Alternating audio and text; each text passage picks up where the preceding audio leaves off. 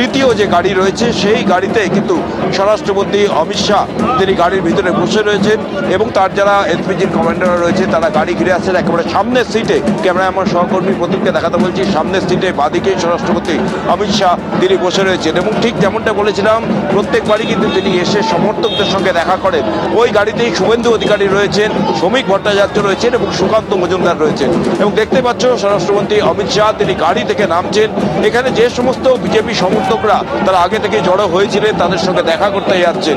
দেখতেই পাচ্ছ সেই উন্মাদনার ছবি, বিজেপি কর্মীরা তারা ঢাক নিয়ে এসছেন স্বরাষ্ট্রমন্ত্রীকে অভ্যর্থনা জানানোর জন্য এবং তিনি গিয়ে তাদের সঙ্গে কিন্তু এই মুহূর্তে দেখতেই পাচ্ছ দেখা করছেন এবং এখান থেকে তিনি সরাসরি চলে যাবেন বিজেপির দলীয় কার্যালয়। সন্ধ্যে থেকে বিজেপি কর্মীরা তারা এখানে অপেক্ষা করছিলেন স্বরাষ্ট্রমন্ত্রী আসার।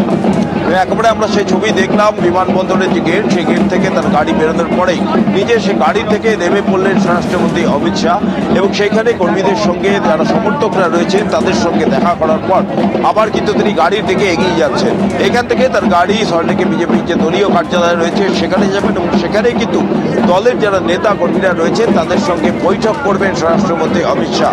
2026-এর নির্বাচনের পথ চলা কিভাবে হবে মূলত তারই রূপরেখা কিন্তু বেঁধে দেওয়া হবে এবং কোথায় কোথায় সাংগঠনিক তাদের খামতি রয়েছে, কোথায় কোথায় দুর্বলতা রয়েছে সেই সমস্ত জিনিসগুলো পুঙ্খানুপুঙ্খ আজকে কিন্তু সেখানে আলোচনা হবে এবং তারপরেই 2026-এ কিভাবে দল লড়াই করবে তারই রূপরেখা ঠিক করে দেবে। 3 দিনের বঙ্গ সফরে এসছেন অমিত শাহ। আজকে সন্ধ্যে 7:30 নাগাদ কলকাতা বিমানবন্দরে বিএসএফ এর বিশেষ বিমানে করে তিনি এসে অবতরণ করেন এবং তারপর এখান থেকে দেখা যাচ্ছে স্বরাষ্ট্রমন্ত্রী সেই কনভয় কলকাতা বিমানবন্দর থেকে বেরিয়ে যাচ্ছে।